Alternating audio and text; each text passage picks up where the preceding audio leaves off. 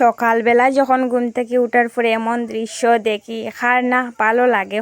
বন্ধুরা, আমি তো পুরা ফিদা হয়ে গেছি আকাশের এমন দৃশ্য দেখিয়া। খুব সুন্দর একটা দৃশ্য দেখছো তো।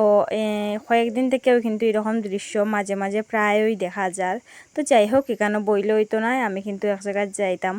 তো ফাইনালি দেখো আমি রেডি হইয়া বাইরে পড়ছি। আর শুধু রেডি হইয়া বাইরে হইছি না, বাড়ির যত বাসি কাজ কর্ম আসলো সব করিয়া শুধু উঠানটা ঝাড়ু দেওয়ার বাকি। মনে মনে চিন্তা করিয়া দেখলাম যে উঠান ঝাড়ু দেওয়াত লাগলে আমার এদিকে যাওয়া হইতো না।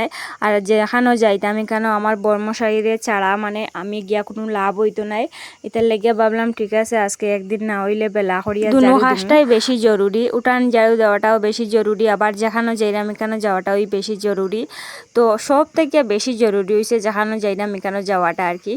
তো আমি গল্প করতে করতে দেখো ফাইনালি আমরা দুজনেই আমরা বাজারে মানে উফতাখালী বাজারে যেখানে যাইতাম এখানে আমি তোমরার সাথে প্রতি মাসে মাসে শেয়ার করি বন্ধুরা। তো যাইরাম আমরা রেশন নেই কিন্তু। তো বাজার থেকে ডাইন দিকে পরে আমরা মানে ডাইন সাইড এদিকে মানে পরে আমরা রেশনের দোকানটা আর কি। তো যাই হোক, আমি তো যখন ভিডিও করছিলাম যাওয়ার সময় তখন তো আকাশের এই মানে সুন্দরটা দেখছি না।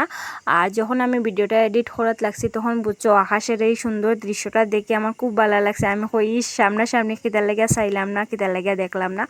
তো যাই হোক, ফেরফেরি করতে করতে কিন্তু আমরা রেশনের সামনে আই গেছি। তো রেশনে যাওয়ার পরে জিনিসপত্র যে লইছি আর মানে দেখানি হইছে না তোমরা কিতা কিতা আনলাম।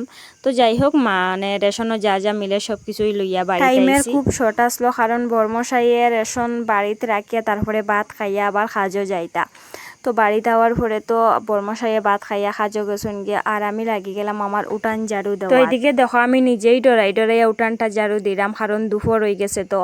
আর আমার সাথে সাথে দেখো বাবাইও আইছে, আমি নিজেই ডরাইয়া বুত হয়ে গেছি। এর মধ্যে বাবাই আইয়া যন্ত্রণা করে। তো তারে কইরাম গড়ো টিভি চলের ফ্যান চলের, তুমি গড়ো গিয়া টিভি দেখো। তারপরে এইটা করিয়া মানে কোনো রকমে গড়ো ফাটাইছি। আর এত ডরানির কারণ হয়েছে তোমরারে তো আমি একদিন একটা ব্লগ ভিডিওর মধ্যে শেয়ার করছিলাম যে লেবু গাছের মধ্যে একটা ভয়ঙ্কর মানে ঘটনা। তো এই কারণেই আর কি মানে আমি খুব ডরাইয়া খুব ভয়।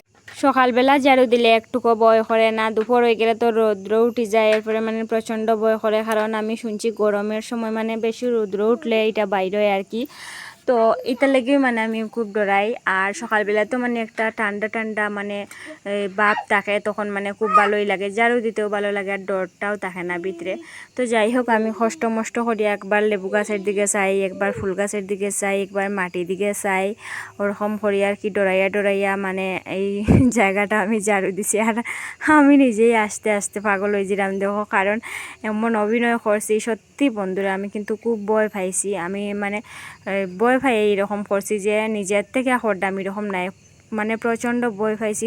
লাস্টের দিকে মানে আমি যখন আমার উঠানটা ঝাড়ু দেওয়া শেষ হয়েছে বুঝছি আমি যেমন খুব একটা বড় কাজের থেকে মুক্তি পাইছি। দেখো মানে একটা ফাল মারিয়েই আমি কিন্তু গড়াই পড়ছি, এত পরিমাণে আমি ডরাইছি। দেখবাই দাঁড়াও, আমার দৌড়টা শুধু দেখে তোমরা কেউ হাসিও না। এই যে মেয়ে হইয়া জন্ম হয়েছি, ডরাইলে তো চলতো না বন্ধুরা, ঠিক না নেই। তো যাই হোক, মানে আমরা সব ডর বয় সব কিছু পিছনে পালাইয়া সামনের দিকে আগাইয়া যাইতে লাগবো, কাজকর্ম করতে লাগবো। আমার উঠান গাটা ঝাড়ু দেওয়া শেষ। এদিকে আকাশের দৃশ্য দেখো কত সুন্দর।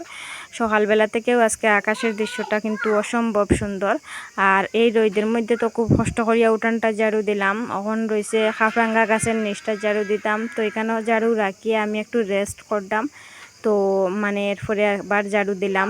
আর ঝাড়ু টাড়ু দেওয়া শেষ করিয়া দেখো আমি কেন মানে কয়েকটা কাপড় ধুইয়া দিছি। রৌদ্রের বাইলটা খুবই বালা, আবার আকাশের বাইলটা বালা নাই। যদি আবার হঠাৎ করিয়া মেঘাই হয় তাইলে আর কাপড়টি মানে বড়াইল থাকবো। এটার লেগে কই যখন একটু রোদ আছে তখন একটু মানে ওই কাপড়টি ধুইয়া দিলাই। আর মায়ে যখন দুপুরে রান্না করিলা তাইলে তো আমি কিন্তু একদম মকসর। আর এরপরে দেখো সানে যাইবার আগের মুহূর্ত, তো স্নান করিয়া আইসি আর মায়ের রান্না করায় কিন্তু আমার কাজটা অনেক আগুয়াইল। আর সিঁদুর দিছি না দেখো, বাতাসে সব কিছু উড়াইয়া লইয়া যায় গিয়া, কাপড় চোপড় বালিশের কভার টপার মানে সব কিছু উড়াইয়া লইয়া যায় কি। এগুলা তুললাম, তুলিয়া আনিয়া তারপরে সিঁদুর টিঁদুর দিয়া বইলাম খাওয়ানো। তো আজকের লেগে অতটুক বন্ধুরা, সবাই ভালো থেকো, সুস্থ থেকো, টাটা, দেখা হইব নেক্সট ভিডিও।